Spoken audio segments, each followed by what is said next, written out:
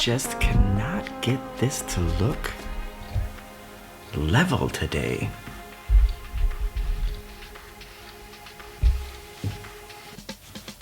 Costa Cruises is an Italian cruise line which was founded in 1854 and organized as a wholly owned subsidiary of Carnival Corporation since 2000.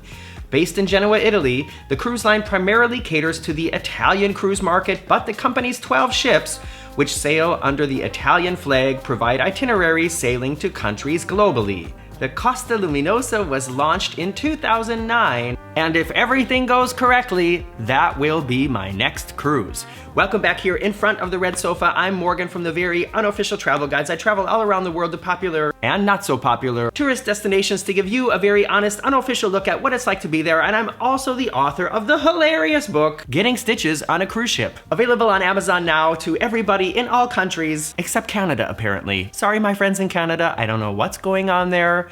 Some people have had no problem purchasing it. Some people have had a lot of problems purchasing it. Apparently it has to do with the browser you're using, so maybe try another browser. All right, I know I said very recently in a video that I was not gonna be booking a cruise anytime soon, and because I am not interested in booking a cruise, just because of the current situation, not because I'm worried about getting sick, because I just had corona. But because the whole situation with getting tested and things being canceled and sometimes canceled at the very last minute or even canceled in the middle of the cruise, I wasn't interested in that at the time I said that. But now a few days have gone by and I've forgotten what that feels like and I've booked a cruise. Next week I'm going skiing down on the Zugspitze in Garmisch-Partenkirchen, one of the most popular skiing areas in Germany. And on February 6th, I will be flying to Barcelona, hopefully, to depart on the Costa Luminosa on February 7th. Hopefully. We will depart Barcelona and then the next day we are in Valencia. The next day will be a sea day. Then we have a day in Palermo. The next day is in Civitavecchia, continued with a day in Savona, followed by a day in Marseille, and then we're back in Barcelona on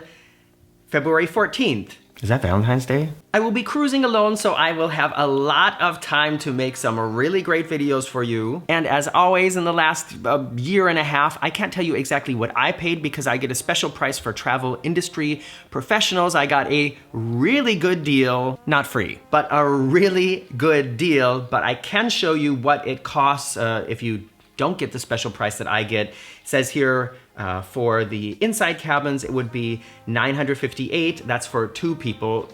Should I look at what it costs for 1 person? No, I'm gonna go for 2 people.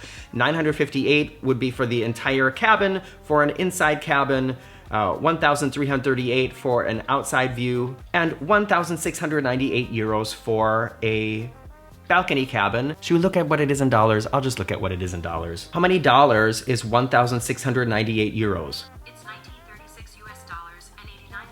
$1,936. Like I said, I can't tell you the price I paid, but it's a really good deal. I've booked a balcony cabin, and the way that this system works that I'm a part of, I don't get a cabin number until usually shortly before the cruise. So when I log into my account, under cabin, it says like 00000 GL, which means Glück, which in German means luck. So it's like, hey, try your luck, you might get a nice cabin. But in the information I got, it says I'm guaranteed at least a balcony cabin or better, so we'll see. One of the first things I was really impressed by now when I logged in here to the Costa website and started looking at the information available was they have a really large selection of drink packages. Let me show you. The language here is automatically switched to German because I'm in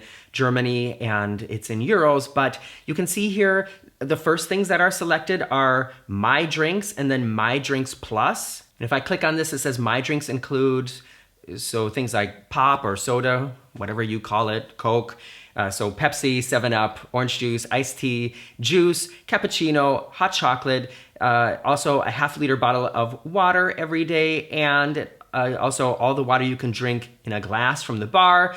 Heineken is also included, as well as certain wines and sparkling wines from Santorsola and Cinciano.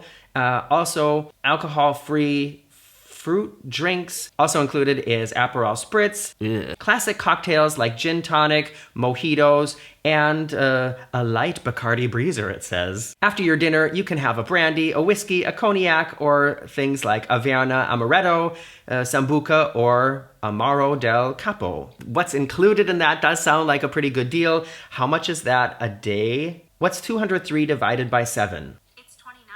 29 euros a day? For the drink package? That's really not bad. That's like around, $34, $35 a day for a basic drink package, including alcoholic drinks. So the My Drinks Plus is then with premium spirits and things like that. And this is something I found interesting. If I scroll down here, you can see like way down at the bottom, there is also a even less expensive drink package called the Classic Packet. This includes 7 bottles of water and 6 bottles of wine during the cruise. It's 124 euros, which is, what's 124 divided by 7? The answer is about 17.71. $17 a day, or 17 euros a day. I kind of feel like the other one, even though it costs more, is a better deal. By the way, are any of you out there now laughing at me because I needed to use Siri for these easy math problems? I would have been able to do these in my head, but it would have taken me a while, so I just use Siri. But I just thought it was interesting how many different drink packages are available on Costa. I don't think I've ever seen so many different options. They also have one here, just for water, just for juice, just for pop. It's like really personalizable. And not only is that very customer friendly, I think, but I think it's also it's probably really good for business because you're more likely to find something that seems like what it is you want to pay for. You know what I mean? I also looked at the prices in the spa, and just right now while I was sitting here, there's a deal that's gone online. When I checked it out late last night, when I booked the cruise and got my confirmation and all that, the price was one price, and I looked at it and I was like, okay, that's not going to happen. And now I'm seeing here they have a 20% rebate offered for a 50-minute relax massage. It's going to be 79 euros and 20 cents, which is expensive, but not for a cruise ship. I think I'm going to book it so I can check it out and let you all know what it's like. I know. Of course, I'm going to enjoy it. I'm booking it for myself too, but I'm interested in what the atmosphere is like in the spas on Costa, if they have this really hard sell environment like they do in almost all the other spas I've visited on cruise ships. I'm gonna check it out for you and I'll let you know. And the only other thing I wanna do in this video before I wrap it up is just go through a couple categories and tell you what I'm expecting it to be like. And then when I get back, I'm gonna watch this video again and see if I was right. And I'm gonna do that right after this commercial break. Did you get one? What was it about? Write it in the comments below. Okay, this is gonna be the expectations part, and later in next month, I'll do the reality. I assume that the boarding process is going to be a little bit, I don't know. I'm worried that it's gonna be complicated. Although one of the advantages to these Mediterranean cruises on the Italian lines like MSC and Costa is not everybody is boarding the ship on the same day in the same port. So in several ports along the way, people are embarking and disembarking. So that means that not all 1,500 or 2,000 or whatever the capacity is at the moment, not all of those people are boarding in the same port. So that does make it a little bit easier. I will be having to get tested here in Germany before I fly to Barcelona. And then when I get to Barcelona, I will be having to get tested to get on the ship, and then probably during the cruise, I will also have to get tested, although by then my recovered certificate will be valid, so maybe I won't have to get tested. For anybody who doesn't know, I'm vaccinated and boosted and recovered. And because of that, I'm assuming that the disembarkation process is also probably gonna be pretty easy actually. The ship is from 2009, so I'm assuming that the cabin and the decorations are gonna be kind of outdated. I just looked a little bit on Wikipedia and I couldn't find any information about it, any kind of renovations or anything happening since 2009, and 2009 isn't really that long ago, but for a cruise ship, It is. so I'm interested to see not only what cabin do I end up in, if they give me some kind of upgrade, or if I do end up in like maybe the last balcony cabin back on the corner that just has a bunk bed in it like I did on MSC once. But I'm assuming the cabin will be outdated. I really haven't heard a lot about the shows on Costa.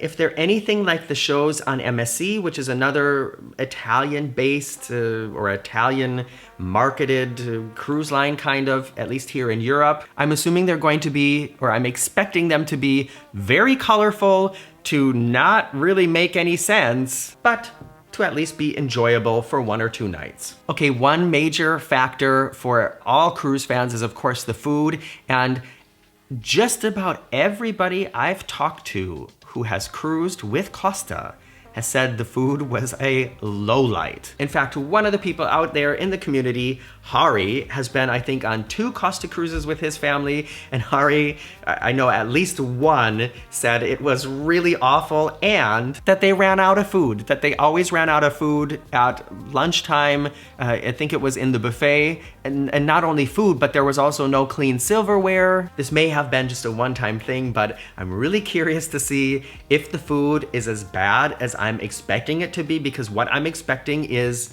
really bad. However, I just talked to my neighbor, Matthias Mohr, who's the Schiffs tester, the most successful German cruise YouTuber here, and he told me that Costa has the most amazing desserts, so I guess I can look forward to that. You know, I'm really not much of a dessert kind of person, but I will suffer for you so you can see what the desserts are like, and I will try to have some desserts while I'm on the ship. Only for you, of course. And then the service, you know, at the moment, I think I'm gonna be really forgiving in regards to the service, because I know the cruise ships are having a really hard time finding enough people. There's a lot of factors that go into sourcing enough staff for the cruise ships, and things are just really, really complicated right now. And in addition to that, the conditions of the contracts are not really cute. So I'm just gonna take it easy with the service and also not expect too much. I will of course tell you what it's like,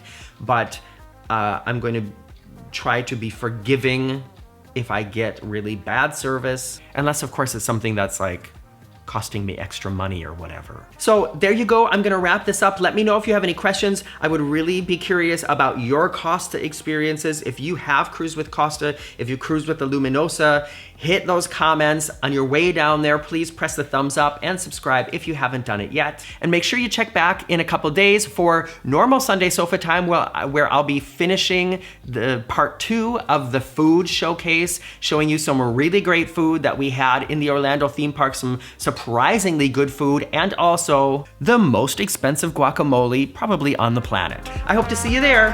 Bye-bye.